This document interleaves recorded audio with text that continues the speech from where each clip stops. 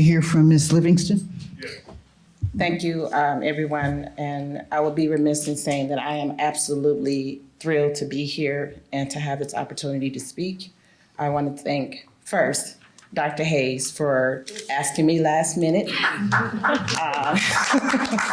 to be here. And she's mentored me from the Chance program, born and raised here from UIC.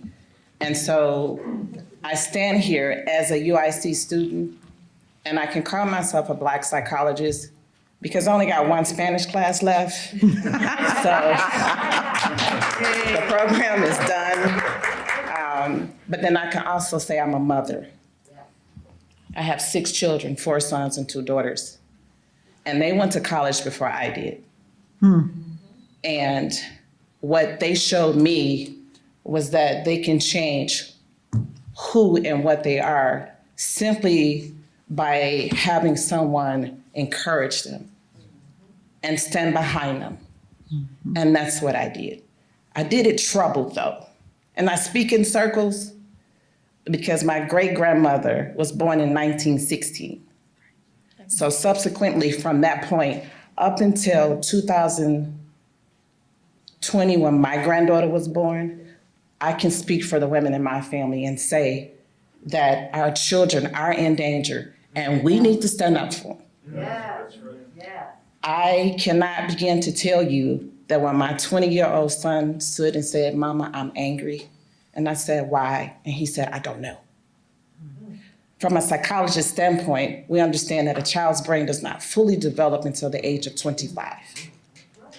So when we say children, I mean 25-year-old children. That's exactly what this is. So I cannot approach a problem of violence without talking about it generationally. Because violence to me is not just an action, it's words. And violence has been spoken on Black people, since forever. Okay. And so when we talk about violence, we do have to understand the definition. For me, violence is words and actions. And so in order for me, you ask me for my thoughts, and then you ask me for solutions. So here's my solution. Provide everybody with some therapy. Yes. I did have to talk to my therapist before I came here this morning, and I did talk to her about the word violence and what it meant to me. Because violence to me doesn't make me want to be here because it's spoken to me. It's not just an action. I lived in it. I was born and raised in Washington Park in the projects. And then I moved to Inglewood. And now I'm on the west side. Still violent areas. But I lived there because I choose to. Because, I didn't have any other choice. So now it's a choose now. So now I choose to speak and say that violence is all around me. All of your conversations that you've had here today, I compartmentalized, I got that word right, everything you said, okay, because it all matters to a Black psychologist.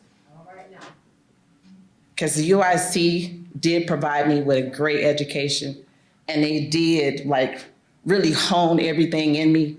But the Black Studies Department, Professor Jahari Jabir said to me, "Yvonne, take your experiences with you while you're on this journey." And that's exactly what I did. I testified in all these classrooms, political science, nonprofits, everything that was surrounding Black life. And I came out a Black psychologist because I said to all those children, "I hear you, please don't call me mama, because you're gonna make me spring into action. You're gonna make me do something."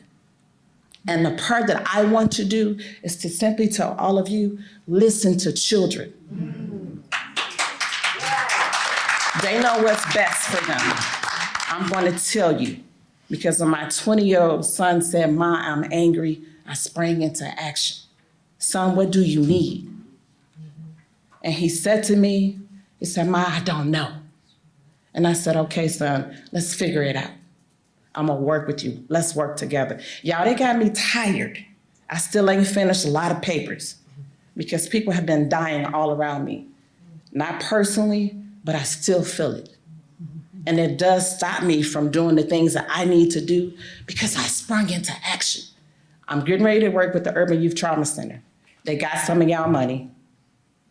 Dr. Suarez, Lisa Suarez, Dr. Jahil Abdul Adil.